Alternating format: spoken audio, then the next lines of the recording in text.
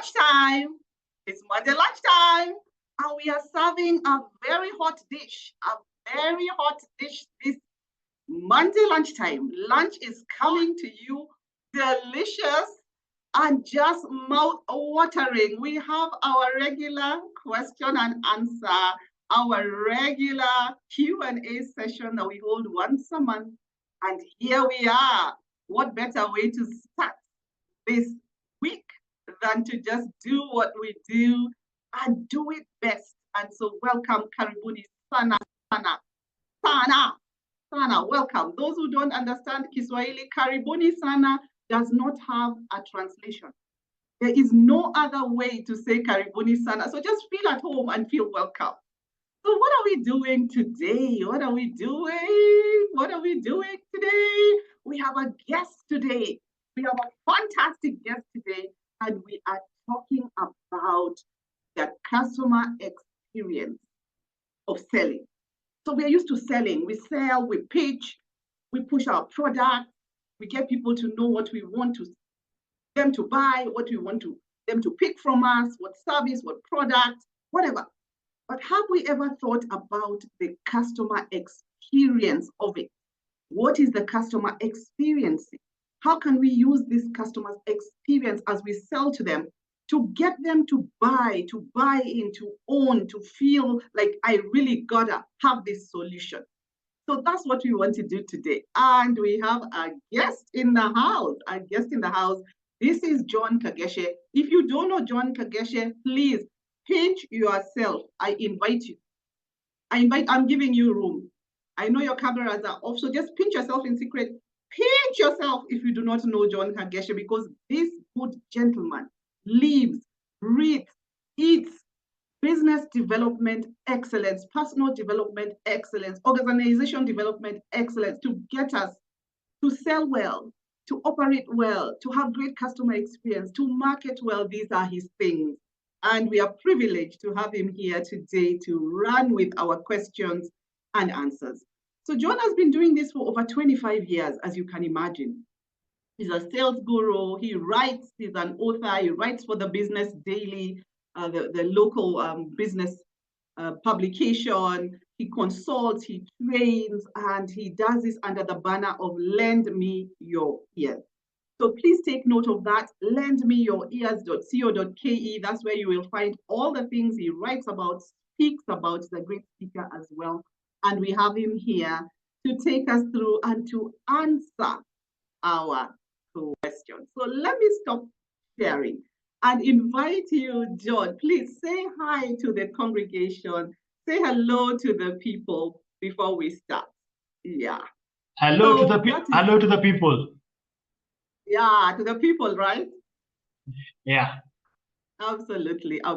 So how do we want to run this 50 minutes that we have left with us? So we shall pose the questions that already came through, and John, you will answer them and tell the people, these good people, what you have to say about the things they are curious about, the things they want answers for. And then we'll open the floor later for people to ask questions. I pray we will have time to then ask questions and we can answer them. You can use the chat for that. Our chat box is open. It's alive. You can ask the questions using that. So let's kick off our Q&A, John. I hope you're happy to be here. Are you happy to be here? We are happy to be here. Please confirm. You know, confirmation is good. Carol, whatever misgivings I had after such an enthusiastic introduction, I have no choice but to get infected by the enthusiasm. So absolutely, yes, I'm happy to be here. Super. So let's kick in question number one. The first question that came through, John, because we had a form where people were asking questions and they were putting forward what they would like to hear from you. So there's a question that came in that said, I am stuck on converting prospects into sales. And so I am not meeting my targets. John, what do you have to say about that? The person is stuck. They're not able to convert, and so they're not meeting their targets. How can we get unstuck, John? Carol, to manage the time we have left, as you've said, and to merge, I think it's important that we focus ourselves on what the webinar is about, which is CX and EX. Yes. And to guide us throughout this session, I would like us to think of this quote, which is very, very pertinent to what we are doing now. And it's very relevant to this century. That nowadays we make a customer, not a sale. Make a customer, not a sale. Right. Now, there's a reason why I've said that, and I'm heading towards answering the question. There are many reasons from a selling perspective that conversion becomes a challenge. And so the context, there's no context around which the question has been phrased. I'll mention a few. Now, for those who are not in the know, a prospect is a potential customer. And anybody who's not a potential customer is a suspect. So for instance, if I am selling ladies tampons and in my report I have men, then for sure, those are suspects, they're not prospects. Now, a prospect is willing and able to buy. And assuming this person who asked this question genuinely does have a prospect and is not converting, then there is a challenge. So the first reason why converting is a challenge, it could be that sort of prospect is a suspect. The second, and as I said, a prospect is one who is ready, willing, and able to buy. So you could be willing but not able, you could be able but not willing, you could be willing and able but not ready. Right. So assuming the prospect is ready, willing, and able to buy, then why are they not converting? Now again, there are several reasons why. One, it could be something as simple as they don't like you. Incidentally, simple, absolutely, simply because the prospect doesn't like you. And I will use the term prospect and customer interchangeably. If the prospect doesn't like you, it's very unlikely that sale is going to go through. Another reason why a prospect is a challenge, converting is a challenge, it could be that the prospect was a referral to you. This is a mistake many salespeople make. I am referred to Carol by, say, let me pick a name here. Juguna Mburu refers me, tells me, Kagesha, whatever you're selling, go sell it to Carol. For sure, she'll take it up very quickly. She needs this. And the mistake I make is I go straight to Carol and I move straight to closing the sale. Big mistake. Now, selling is a process, and that process goes through something called the sales cycle. It starts with prospecting, ends with closing, and asking for a referral. And there are 7 steps in between prospecting and closing. Now, the mistake we make as salespeople is that once you're given a prospect, you refer to a prospect, you assume because they're ready, willing, and able to buy, they will automatically buy. No, they won't. And the reason is because you're talking to another human being. You must build a chemistry with them before they engage with you in the manner in which you want to engage. So the second reason why a prospect converting may be a challenge is because the 6 steps, the 5 steps before closing were assumed. Now the steps include interviewing, demonstrating, validating, negotiating before you get to closing. So simply because I've been told Carol is ready to buy, and then I go there and I say sign here, it's unlikely, very unlikely Carol will convert. So a third reason why the prospect conversion may be a challenge is because perhaps your conversion ratio, and this is something which is important to measure. What is your conversion ratio? Now, what's a conversion ratio? A conversion ratio is the measure, how many of your prospects convert to customers? How many of your prospects convert to, for instance, out of 10 prospects, how many convert to customers?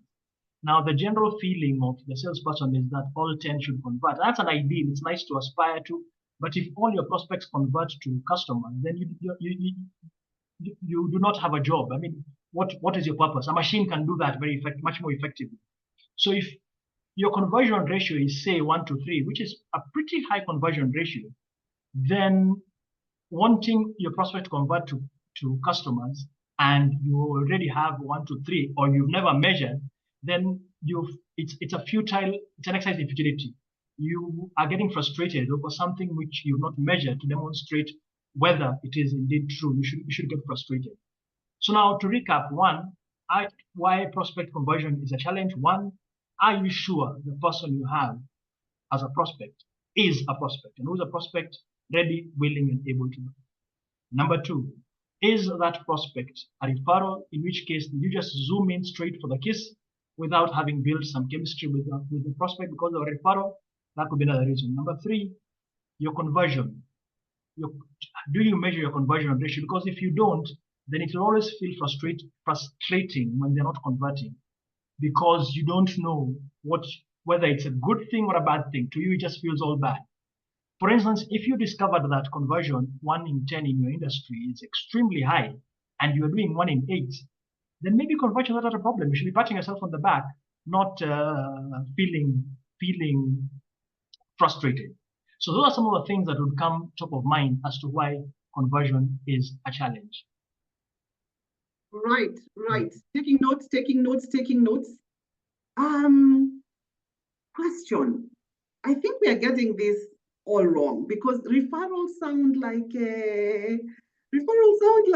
we should just jump in and we should just refer. Yeah, I am taking notes that I should not just jump in and say, Kageshe told me to call you, bam, and move with the things that I want to. But I need to create chemistry.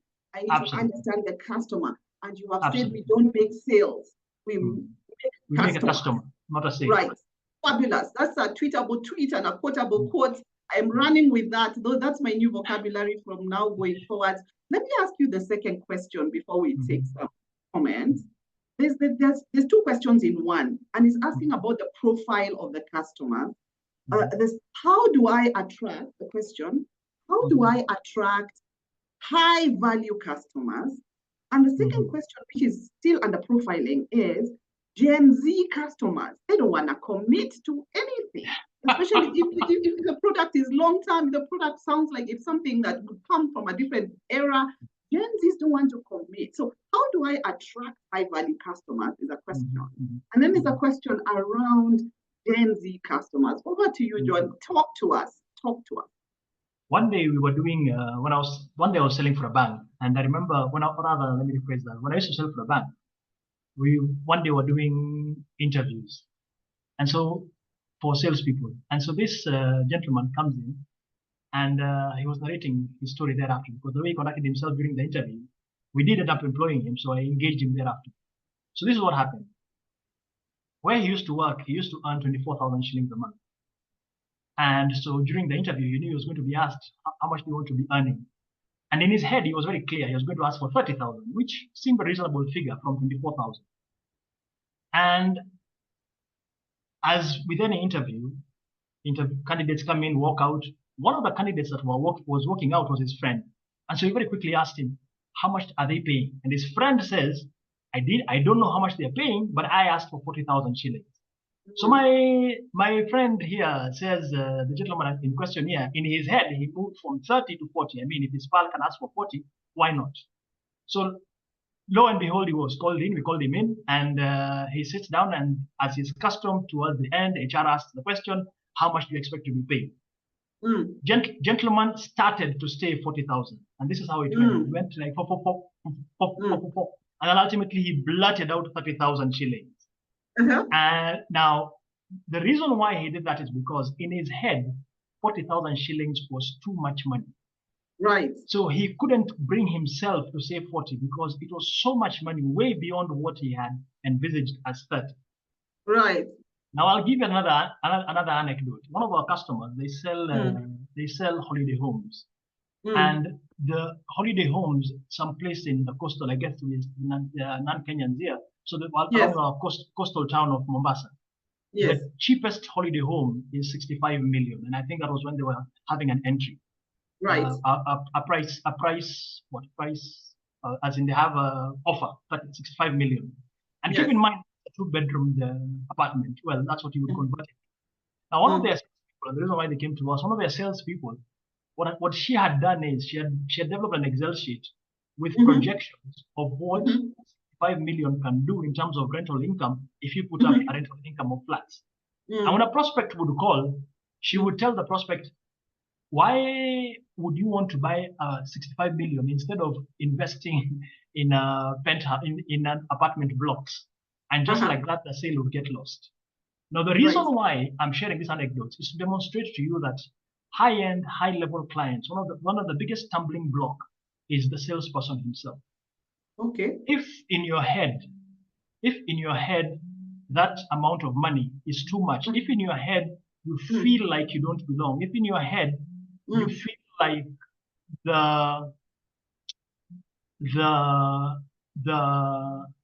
it's beyond your league, then attracting becomes very difficult. For instance, for those of you who are on LinkedIn, how many of you, assuming you're not on an executive already, how many of you would feel comfortable seeking a connection with an executive? Would you reach out and ask to connect with an executive? And if not, why not?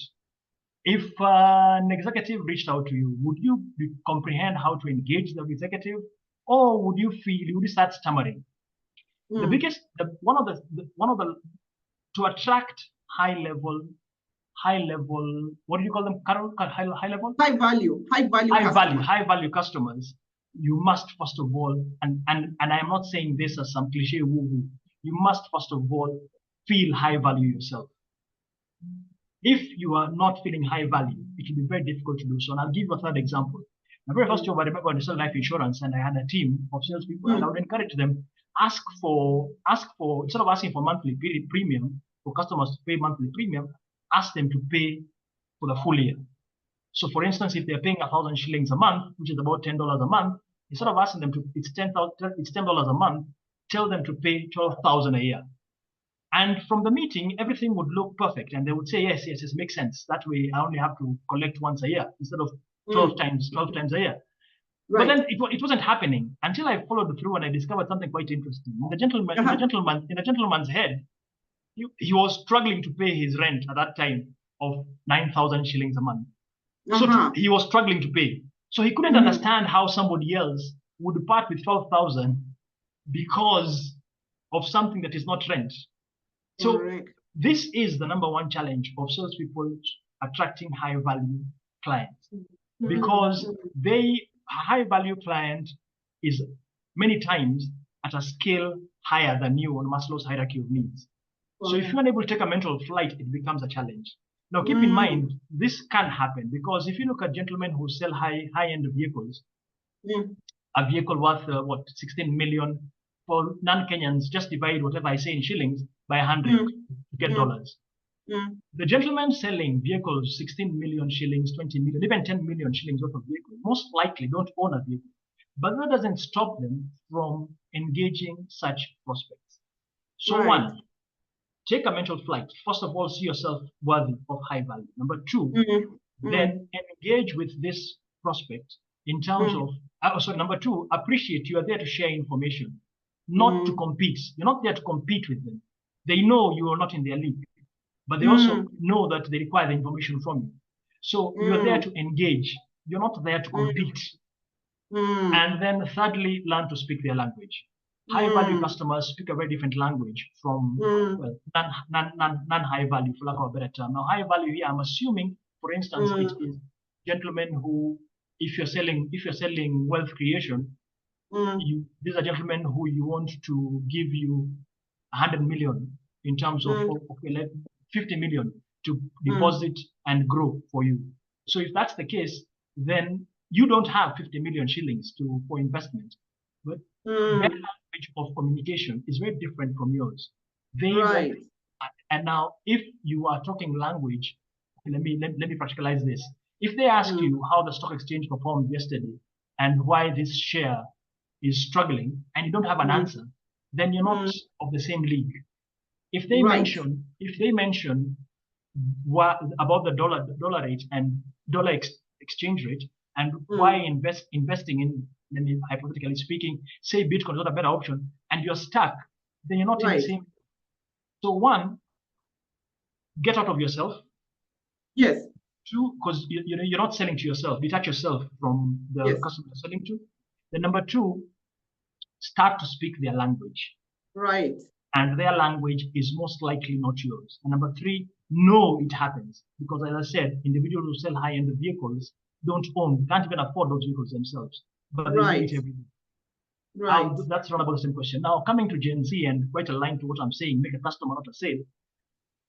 If this person is struggling to sell to a Gen Z, most likely they are not. And if you're approaching a customer, a prospect, in the same traditional way you are, this is a very different ballgame completely. Now, understanding who they are and what they value would be very useful. Now, having said that, it is useful to understand how, for instance, how do they want to engage? The lady who sells, the most successful sales lady for life insurance for a company in Nairobi. Yes. Called Prudential sells through TikTok. Now, if you ask the traditional salesperson, they would be shocked to hear that you can sell life insurance through TikTok. And she's the most successful. Now, she has appreciated the market she's selling to, where it is to be found and how it wants to engage is very different from the people one. So how are you engaging this Gen Z? Are you still become proverbial here? Are you mixing old wine with new skin? How does that go? Is that correct? Are you mixing old wine with new skin or something like that? Are you using old ways for a different generation? That could be a reason. Number two, could it also be that right now, the insurance sector, like most other sectors, but let's say insurance, because it's struggling a lot, especially retail life insurance. Why it is struggling? Because the nature of the economy is quite constrained. Now, because it is constrained, and for those who are employed, you know what has happened to your pay slip. It has gotten new taxes which have gotten new deductions approaching 50%. Now, what does that mean? It means that you're financially constrained. Now, if you're financially constrained, quite likely the first thing that you're going to knock off is insurance. I mean, if you can't eat now, if you can't buy, between buying food now and saving for a possible something that might happen, I think logic dictates and self-preservation dictates. Let me take care of now. Tomorrow will take care of itself. Yes. So, one, are you using old tools to address a completely new market? And this Gen Z are 70% of the population. So hypothetically speaking, 7 out of 10 of the prospects are Gen Zs. You might want to rethink how you're engaging them, because how they want to be engaged is very different from how we've been engaging before. And so that, and number two, is it an industry-wide problem because if it is, you may want to completely look at it differently. If it's an industry-wide challenge. Right. Yeah. You know, John, you're talking about the customer, knowing the customer, listening to the language the customer is speaking in so that you can speak that language, understanding the environment the customer is operating in so that we can have an appreciation of that, so that we can sell and have a connection and create a new customer, not really sell, but create a new customer by knowing and understanding who the customer is, what's going on with them, how they are thinking, what's in their environment at this time, when is this that you are selling based on what is prevailing, and how you are going about it. It sounds so much like I need to know myself before I go and create a new customer. Absolutely. That's what I'm picking from you, John. Absolutely. Yeah. Absolutely. And given that I am my own first customer, I cannot go and grab a customer, and I am my own first customer, John. Yes, absolutely. But how you're selling to yourself, just to contextualize this, is very different from how you engage yourself. Very different from how you engage the customer. For instance, if I am a waiter at a 5-star hotel, yes, and the best I do in terms of drinks is uji and tea.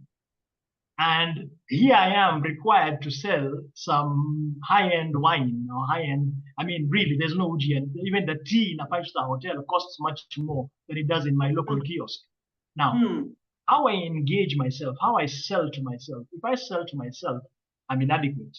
If I sell to myself that this is a waste of money, if I sell to myself that I don't belong here, then that will now translate to a customer. If, however, I say to myself that I am not here to compete, I am here to inform, and one bottle of wine is about there are some bottles of wine I'll be selling which are 3 times my salary, and I am okay with that.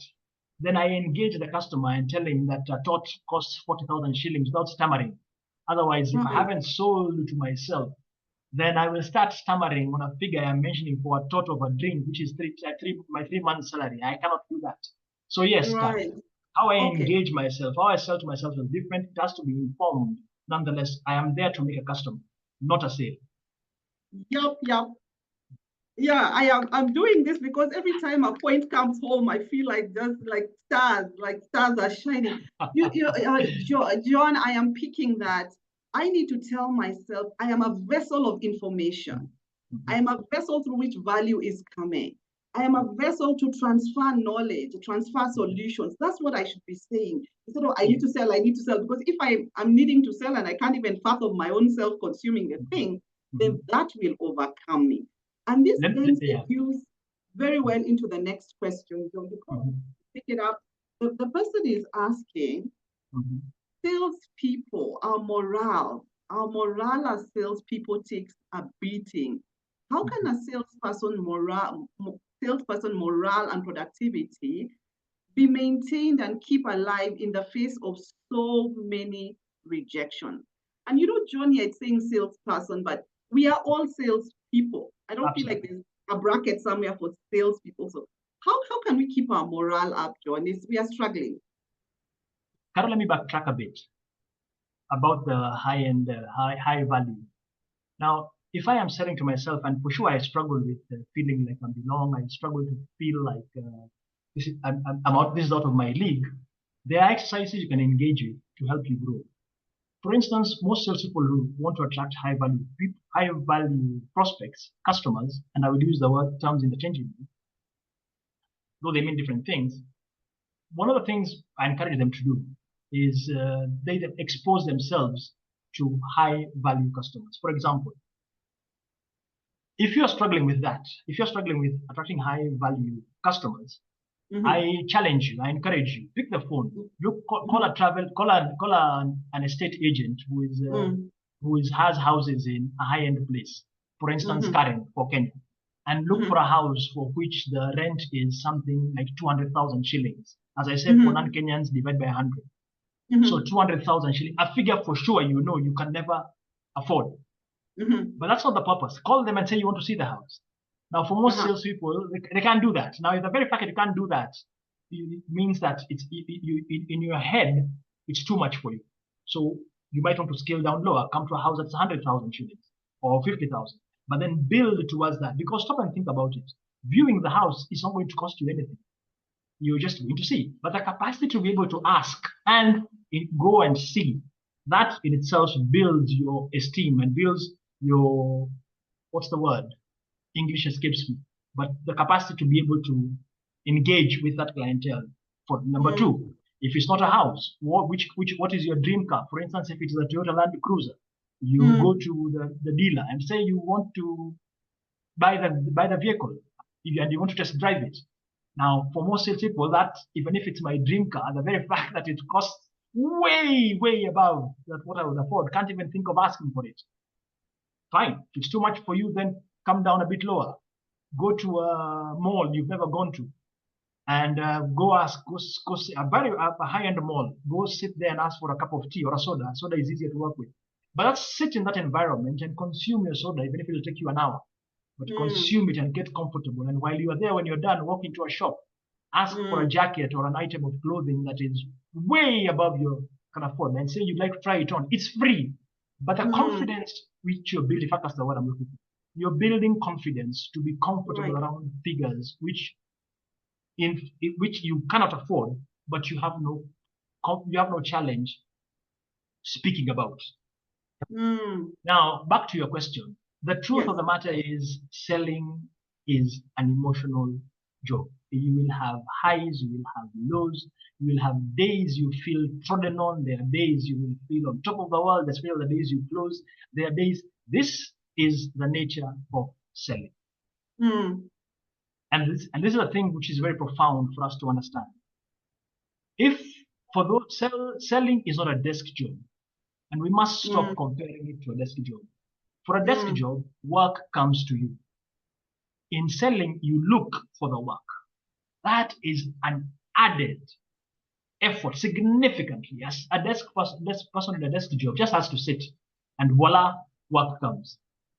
A salesperson needs to go out. Now, when you go out, there are two things that you're going to face. One, the fact that in the last century, and I digress for good reason, in the last century, salespeople, selling was different. Then we made sales, not customers. What is the difference? In the last century, Carol, and everybody else, what would happen is you would approach a salesperson for instance, you approach me and I'm a travel agent, and you want to fly to Mumbai. You are stuck with what I tell you. I mean, what other option did you have? The only option you had was to go to another travel agent. So how many would you go to? Very few. So, and salespeople had all the knowledge, and customers didn't depend on the salesperson. They didn't have anything else. Now, unfortunately, many salespeople messed up the dynamic. Salespeople ended up lying. Salespeople ended up shortchanging customers. Salespeople ended up making a quick buck. Salespeople ended up selling. Because they had the information the customer did not. Enter the 21st century, and the ball game has fundamentally shifted. Because of the internet, the customer most likely has more information than you. Let me demonstrate to you how profound that is. One day, I'd taken my son to hospital. He had a wound that was not healing. It was taking much longer to heal. Then when I took him to the doctor explained something to me. But then she saw something on my face, which later on I accepted was doubt. And then she asked me a question which I found blew me away. She asked a question and we both burst out laughing. She asked me, "What did your Google search show?" And we both burst out laughing. Because that is the reason why I was having doubt on my face. Because what she was telling me and what Google had shown me were two different things. Now keep in mind, I know zero about medicine, but here I am questioning the prognosis of a doctor. I mean, really. But that's the 21st century we are in. The customer of the 21st century is not one you make a sale with. It's somebody you make a customer. Now, coming back to the question about the dynamic of today and the salesperson feeling that what can they do, is first of all to appreciate that we salespeople messed up the market in the last century. So from the word go, customers are already prejudiced against it. They don't want to be sold to. Customers want to buy, but they don't want to be sold to. Huge difference. Now, one of the ways in which you can manage your feelings of ups and downs and everything else, and primarily normally that happens when you're feeling rejected, is to borrow from the hawker. If you look at a hawker in traffic, and I'm assuming everybody here comes from either is Africa, you know what a hawker is. Gentleman in traffic who moves from car to car. Now you can imagine if that hawker felt dejected with every rejection. I mean, he'd never sell. But what happens when you roll up your window? He moves on to the next car. What happens if you wave him? He just moves on to the next car. He does not dwell on the issue. And the reason why he's able to do that, and this is the lesson I'll make us learn, one of the ways of managing your emotions is to make sure you always have a constant flow of prospects in what is called your pipeline. You always have, like a hawker, if you are a hawker is looking at what, 100, 1,000 cars, really, so that Carol rolled up her window, I just move on to Kageshi, I'll just move on to the next person. But when you're limited in the number of prospects you can go and meet, selling will become very difficult for you. Because you have 2, 3 people, they all say no that day. Your day is messed up. Or they dismiss you. But one of the most effective way of overcoming rejection is having a huge pool of prospects you can engage with. Right. Now, I would also encourage you, because is to convert activities in selling to habits. And I would like to refer you to a book called Atomic Habits. The habits are extremely effective for salespeople. And because then it converts woo-woo things to habits, if you do activities to habits. And if I am struggling with prospecting and I fear people telling me no, they don't, and yes, because it can start from there. What can I do? And it gives you practical tips on how to create effective habits, which again, measurable. Now, the beauty of Atomic Habits is in addition to its practicality, is its measurability. Because sometimes I could have 100 people I'm calling today, and then the 4th person responds to me in such a curt manner, it messes up my day, and I forget to have another 96. And if I am not measuring how many of the calls I make do I get this one call that completely demoralizes me, then I will always feel demoralized because I magnify the problem. But it could be that out of every 100, it's only one call that I get this madman in the market who tells me off in such a manner. So the question then becomes, how do I manage that emotion? Now, please note, I am not suggesting that with my experience in selling, I do not have my ups and downs. I still do. Yes. You always will be, because it's a highly emotional, you're engaging with human beings every day. What I am saying is, one, appreciate we are the ones that messed up the market, because when the dynamic was in our favor, we took advantage of it negatively by feeding information to customers, which was going to benefit us. So the 21st century customer now is saying, I have more information than you. So be careful how you approach me. So engage with customers in terms of pulling them in and not pushing as we used to. How do you pull them in? By sharing information that is useful, by having seminars like this and them engage. There's no commercial exchange here.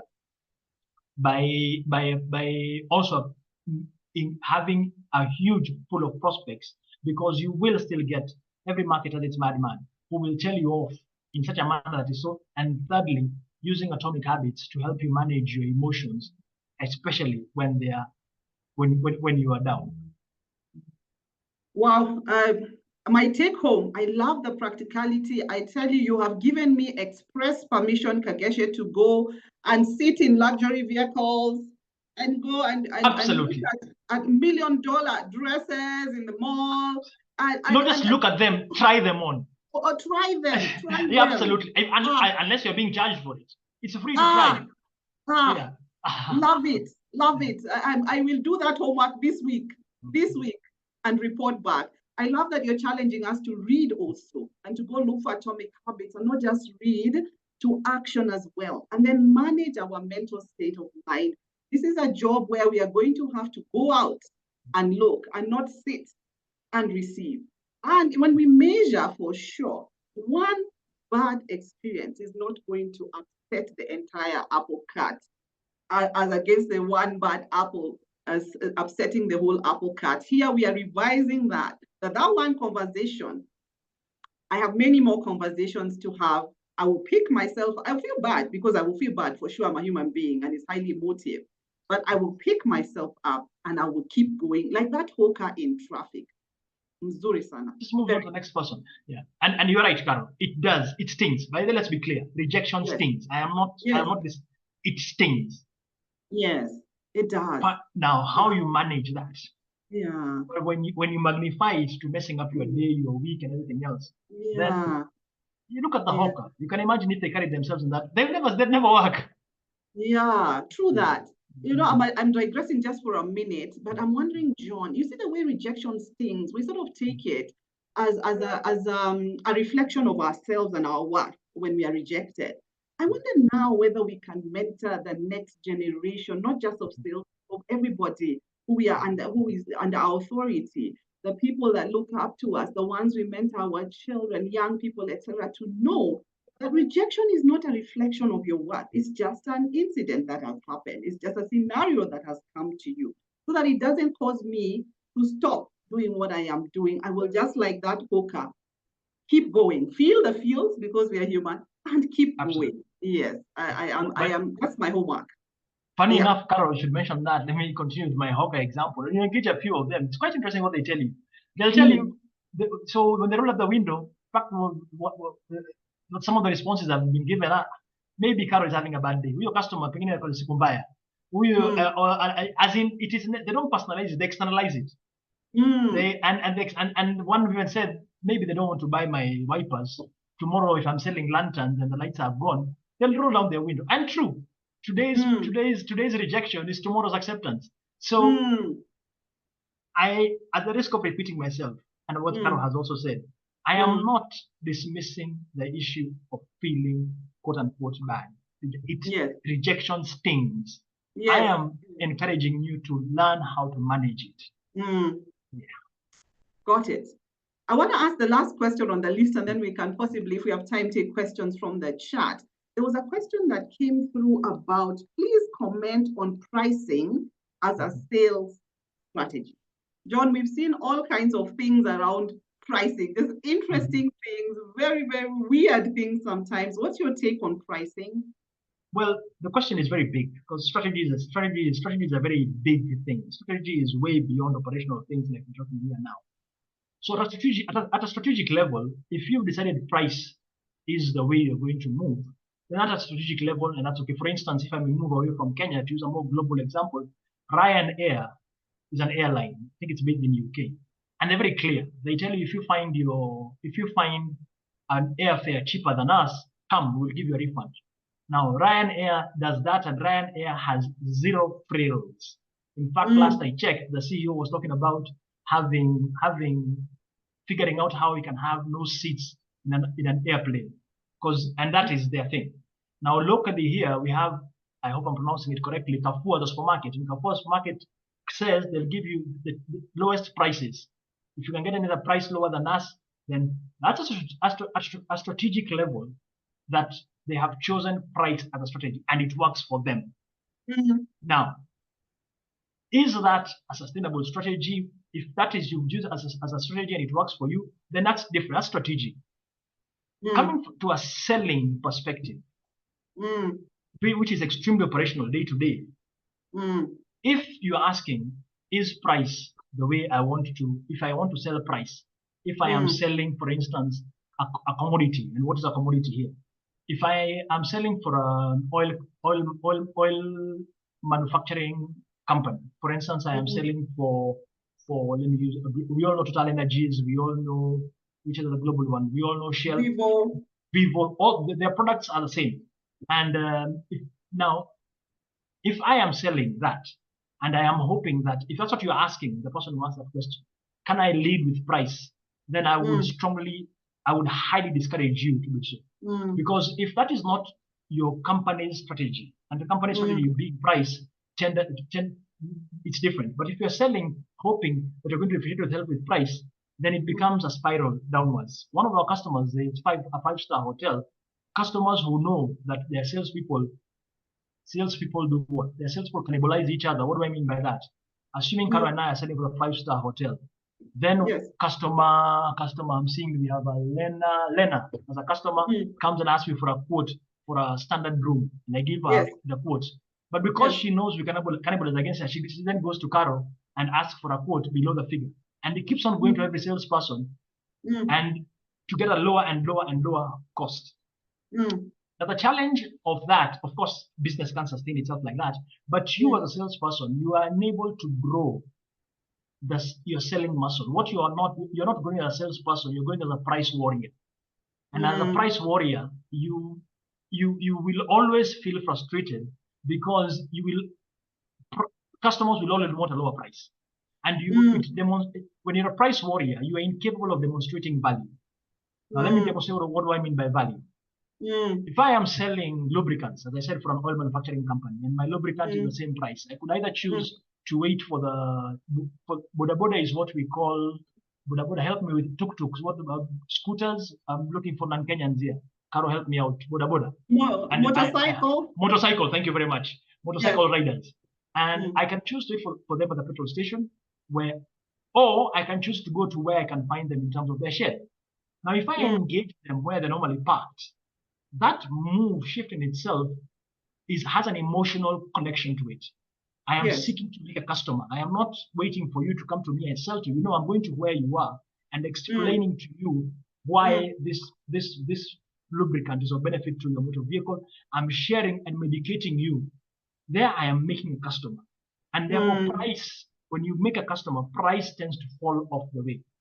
When you are able to demonstrate the value that you have as a salesperson in terms of the product that you're selling, it fundamentally shifts. Shifts the conversation. Now, I am clear also that at the times we are in, for instance, as an economy right now, you may find that price is what you're leading. But even that's a business decision. So strategic, it says we can't keep on asking for the same prices we're asking for because of the way the economy is right now. So that's a strategic decision. If as a salesperson you are leading with price, you're only growing as a price warrior, not as a salesperson. And you are it means you're struggling to demonstrate value of what that is that you offer.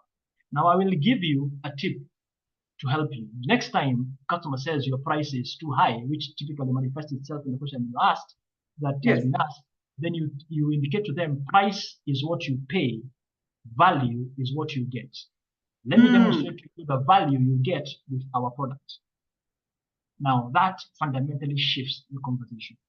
If you are selling to an executive, for instance, a CEO, and you go with price, and if, however, you go to the CEO and tell them, I'm going to reduce your operating costs by 30%, that's a conversation they want to have because you've led with a value. Yes. So to your question, comment on prices or strategy, it's a very loaded question, a very big question. And I've separated strategy from operations. If it's a strategic decision, that's it. That's it. We're not. It's what has been strategically decided. If, however, you are asking for price for me as a salesperson day to day, I'm looking to undercut, then that I am growing weaker as a salesperson because I'm becoming a price warrior, and it means I'm incapable of demonstrating value, and I will always feel frustrated because I am pushing for us to go down to the bottom of the barrel. And what happens is I then come back to the office, and now I want the office to bend to fit into this new price I have given, which is impractical. And anyway, long story short, my muscle of the salesperson continues to weaken, and I never really grow the salesperson. Right. Amazing, amazing. You know, John, I'm picking that price is what you pay and value is what you get. Absolutely. For sure. 2, I need to avoid being a price warrior. I don't even like the sound of that. I refuse to be called. I refuse to be called by that name. There are many names I accept to be called by, but price warrior is not one of them. Not me, not my portion, not my name, not my identity. We cancel all of those price warrior things, and instead we want to get to have emotional connection with customers and to offer value. What's the value there? Like you've said, this high value, high net worth person that you want to sell to that executive. If I talk value in terms of operational efficiencies, in terms of cost control, in terms of the language they want to hear, that's value. Then they will listen to me. I need to go over to the Boda Shed and create rapport, create connection, create alignment, create stickiness, rather than just sit and wait. After all, you told us this is not a desk job. This is Nikujituma. Now, please, John, please, what is Kujituma for the non-Swahili speakers? I think it doesn't, like Karibuni, it doesn't quite translate, but nonetheless, we will try. It means take initiative. Take initiative. Yes, take initiative. Take initiative. And by the way, Carol, using the same example of the Boda Shed, you see, one of the challenges that we have is that you will get I am selling for this oil company. I mean, I am Shell, I am Total Energies. How can we are. So you have this self-elevated sense of misguided self-importance. You can't see yourself going down to the shed to talk to the motorcycle fellows. And yet, that is where the difference is going to be made, that connection, because this is 21st century. I look like we are winding down. I mean, just like a quick recap, Carol, and I know this is your before you recap, John, the reason why I put this here is because I don't want to miss it. If you want to find this good gentleman, please take a screenshot of this, take a look at it. This is the email, this is the website I was talking about. Please give us your recap. And then I also want to say that there's 2 questions in the chat which we are not going to be able to answer. But we have put the WhatsApp link in the chat, and so therefore please ask the questions there. We shall answer them in the WhatsApp chat. Over to you, John. Yeah, it's important that we appreciate that we are in a very different era right now. We are in the 21st century, and the customer of the 21st century is very different from the customer of the last century. The customer of the 21st century is much more engaged, it's much more informed. Yes. Now, in addition to that, I'm going to say something which is going to grate against very many nerves and will be a shocker. Yes. 21st century customer is promiscuous. You're promiscuous? Absolutely. Woo. Everybody here who is Kenyan, most likely on their phones, have 2 ride-hailing apps. They have an Uber and they have a Bolt. They most likely have 2 lines. They have a Safaricom and they have an Airtel. Because of the options and what do they do? I am told Bolt is cheaper, so we take Bolt. Ladies tell me Uber at night, they prefer it because it's safer, which by the way answers the question of cost. Now, when you appreciate the 21st century customer, that's where the promiscuity comes in. Because they have so many options, and the options are a button away, how you engage them fundamentally must differ. It cannot be business as usual. It differs fundamentally, and it differs from pushing to pulling. You engage them. You do not sell to them. You engage and bring them to your world. That is why YouTube has subscribers. That is why e-commerce has reviews, because you are no longer in charge of the narrative. You as a salesperson or you as a business, it is the customer that is. And this customer is spoiled for choices. Hence why the promiscuity. Wow. I'm not accepting promiscuity. I but spoiled for choice, I love. Options, I love. We are that one. And so, but we get you even with the shock therapy that you've thrown out. Indeed, we need to be able to have the customers experience us in a way that they feel emotionally engaged. They feel like value is coming to them. They feel that we are not pushing, we're actually pulling them in and drawing them in. We are not making sales, we are making customers. Absolutely. That is the take home. That is the take home. Good people, we have insufficient time. We have come to the end of our program today. Maybe we might need to call John back another time, and we will do this every month. Please join the WhatsApp forum and we can have more Q&A in there. But before, yes, we will send you the recording. Absolutely, we will send you the recording. John, before I let you go, and I know you've had a beautiful recap, we've taken notes. What's your parting shot? What are your last words to us before we jump off this beautiful, delicious, fantastic gourmet lunch that we have had and go off to do our Monday things? Make a customer, not a sale. Make a customer, not a sale. Right. Great. Good people, you have had it. I don't want to say from the horse's mouth. John, I will not call you a horse today. You have had it from the guru himself. You have had it from our great subject matter expert. You have had what it is we want to do and how we want to do it. And we have our usual quote. We can never end without this quote. John, this is our signature quote. That delightful experiences do not happen by default. They are as a result of intentional is what you've been saying the whole day today, intentional design to ensure that the outcomes exceed our customers' expectations. And so therefore, those customers that we're going to make, because we're not going to make sales, we are going to exceed their expectations by intentional design. That's it, good people. Thank you very much for coming. John, asante sana. I can only blow you kisses. Do you receive the kiss? Absolutely. Receive the love, we just out of the month of love, but we are continuing. Thank you for your time. Thank you for your expertise. Good people, knock on his door, run to his website, look for him, send him emails. We've said Kujituma. Kujituma, John, you said is what? Taking initiative. Taking initiative. So bye, everybody. Have a beautiful afternoon. Bye, John. Thank you very much. We do this again. Thank you for having me. Right.